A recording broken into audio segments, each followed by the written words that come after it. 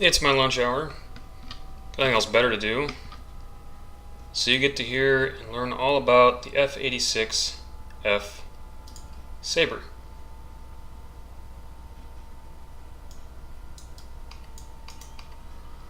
Now the Sabre was developed in the early 50s, and it represents historically a simpler time. And I think it's arguably one of the most fun airplanes you'll ever fly in a simulator because, believe me, you won't be flying one in real life. There are almost none around. Anywhere.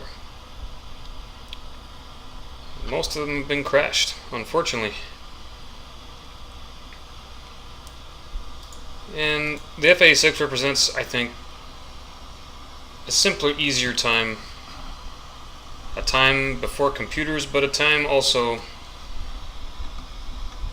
well, a time after carburetors and coal fires, square wheels, these kinds of things.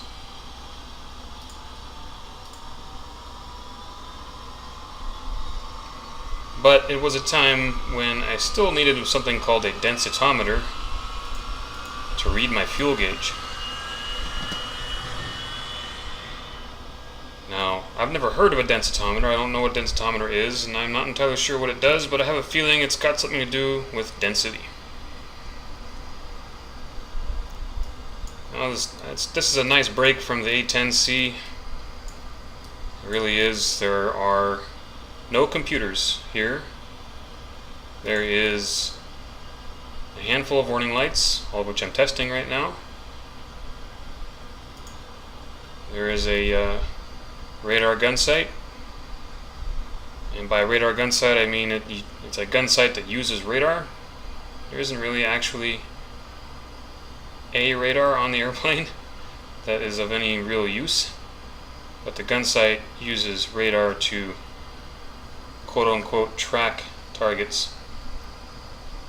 When I say track, that's a very loose term, but it was a hell of a lot more accurate than World War II gun sights, which basically were rough equivalent of laying a rifle or a handgun down on a train car, running the train at maximum speed with the rifle or the handgun unrestrained, and then looking down the sights and shooting, which was problematic at best.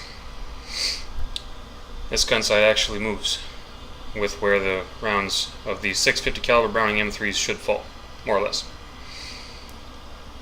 Only downside to these older aircraft are the fact that ground power is required. It's an inconvenience by today's standards.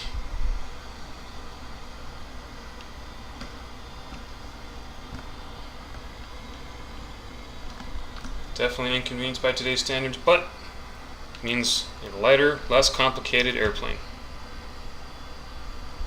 in every way. There's our airfield. It's a nice clear day. And now that we're done starting everything up, and the engine's idling around 38%, we'll turn off the ground. Turn off the ground power. Copy. Ground power is now on.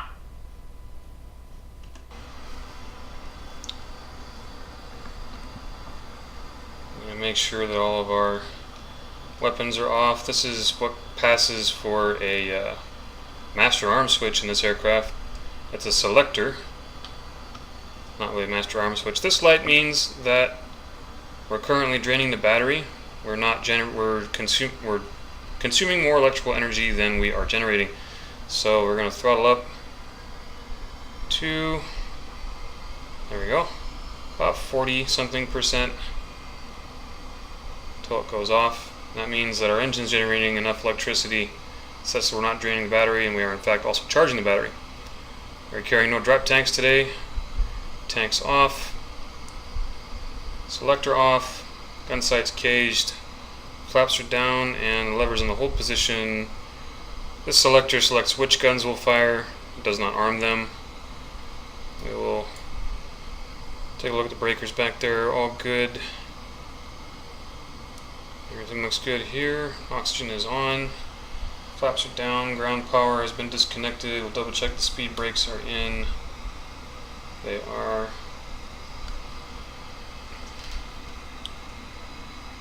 Go and disengage the brake. Ready to taxi.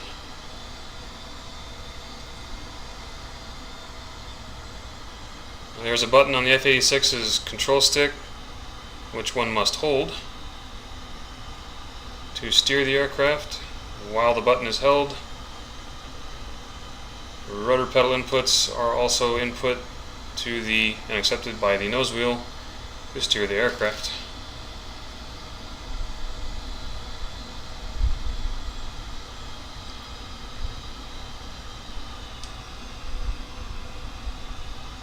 We're going to get up and hold short of the runway and do a final check of all the hydraulic systems.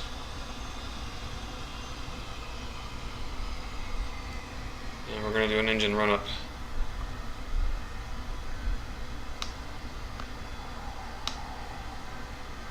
We're going to stand on the brakes.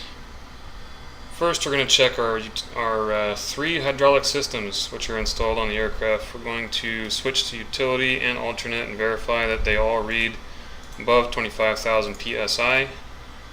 Otherwise, they won't do me any good. This switch controls which hydraulic system is being read by the gauge. This red switch down here controls which one is being used. So if hydraulic pressure fails on one system, I flip it to the other. Contemporary Soviet aircraft of the time did not have this feature. Most all of them did not. Some of them even had pneumatic controls, believe it or not. We're going to turn our exterior lights on. Again, we're going to stand on the brakes. We're going to come up to what the manual suggests, 88% or almost 90% throttle. If we stand on the brakes, actual F-86 pilots apparently indicate this test works just fine at 85% throttle, because if your wheel brakes are not in perfect condition, you may actually come loose. Anyway, here we are, we're at 89% throttle. We're going to turn emergency fuel on, verify that the engine is still functioning. We're going to gently open to full throttle to ensure that on emergency fuel we can make full throttle. We do. While we're at full throttle, we're going to turn that off, verify that we're still at full throttle on normal fuel. We are. We're going to slowly bring it back.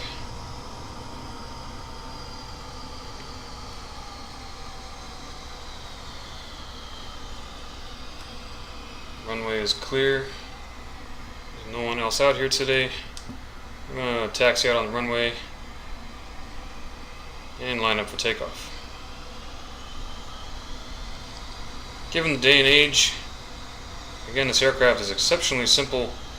Despite the fact that it's a fighter and a very fast aircraft, it rotates at about 105, 110 knots when it's lightly loaded or unloaded, which by today's standards, even for a slow aircraft, is pretty low. And we're going to double check that our speed brakes are in. Those tend to have a detrimental effect on takeoff. We're going to double check that our flaps are down. They are. We're going to stay on the wheel brakes and open to 100% throttle.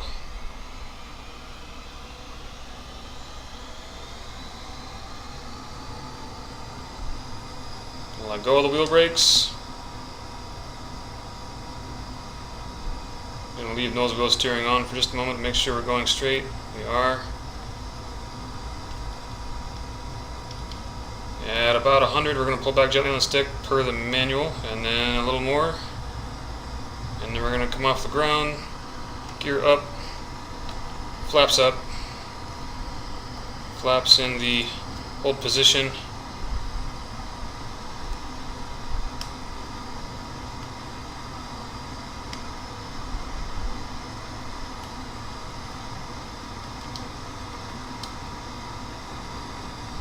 And we're up and about, we're off.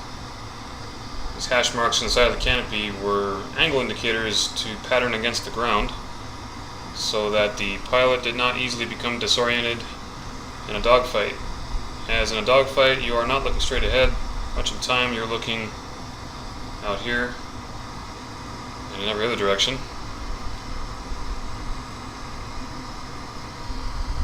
turn our gun sight on.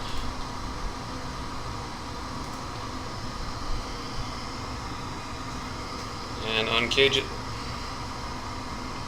The radar gun sight now seeks what it feels to be a physical target. It does not like the ground. It thinks the ground is a target.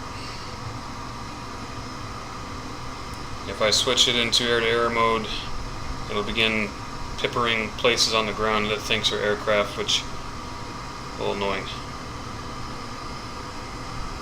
Pilots throughout the history of the F-86 all claimed that it was the most rewarding aircraft they ever flew, the most fun aircraft they ever flew, and in many cases the easiest aircraft to fly that they ever flew.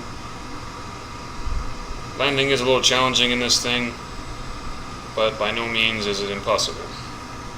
The aircraft takes a light touch.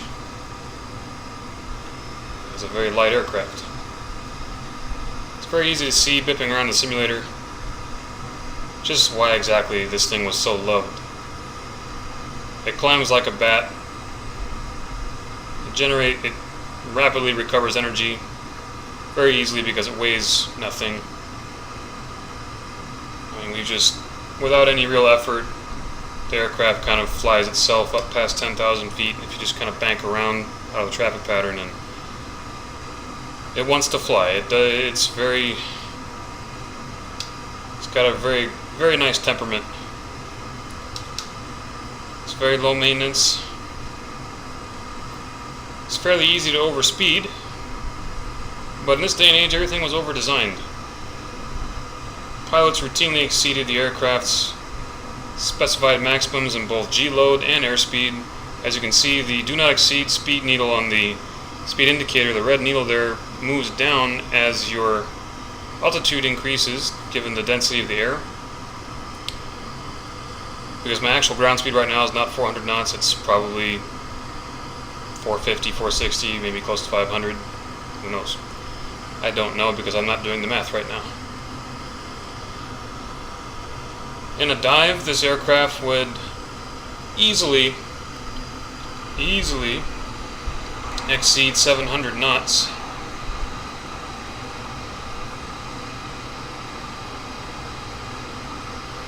Which we're not going to do today. We are going to put the air brakes out. But with the easily deployable air brakes they pop out real quick on demand, with the air brakes, for the time, an extremely responsive jet engine, this thing is a premium ride.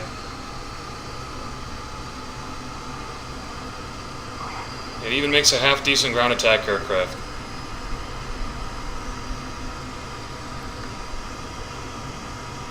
It's very easy to see why people love this thing so much, and it's a shame that there are almost none around that you'll ever get a chance to see flying.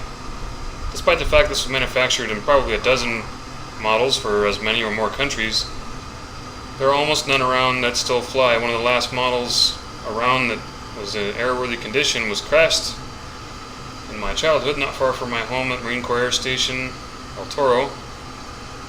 The pilot was performing a mock dogfight with a MiG-15 and bought the farm on the runway. Not exactly sure why. But I cannot recommend this module of DCS enough. If you do not have DCS, if you like flying, if you like flight sims, you should have DCS World. It's free. Comes with 2 aircraft for free. Not this one. And this one is available at full price for around $50 normally, and when it goes on sale it's about $15, which is what I paid for it. And it was worth every dollar. This thing is fun, it's fast, there's almost nothing it can't do. And to boot, it carries the original Sidewinder, at the time known as the GAR-8. First of its kind, an infrared heat-seeking missile developed at Naval Weapons Station China Lake, back in California.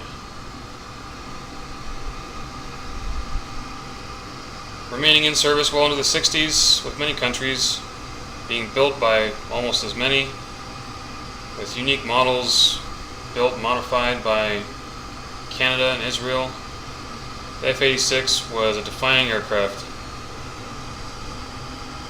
and a real blast to fly, even if it's not the real thing. Canadians especially ought to be proud of this aircraft, as Canadair, on Canadian Aerospace, Canadair, built their own version, which eventually became known as the Avon Sabre, because it used an Avon engine.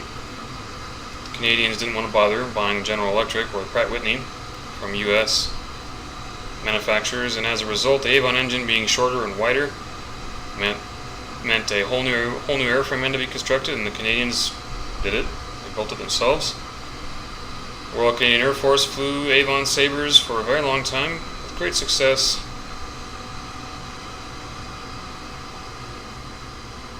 And again, it's a shame you really can't find many of these around today that still fly. You can find a lot at museums.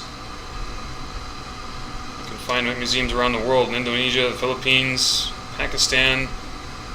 Pretty much any banana republic that could pay the price bought these from the US, and they made aces out of people who otherwise would have been flying a Cessna with a gun on it. If the MiG-21 was the everyman's fighter, and the MiG-21 came after this, the F-86 was, from a time and age, was a little more perhaps refined, more fun, more romantic, in terms of the flying anyway. And there were no computers.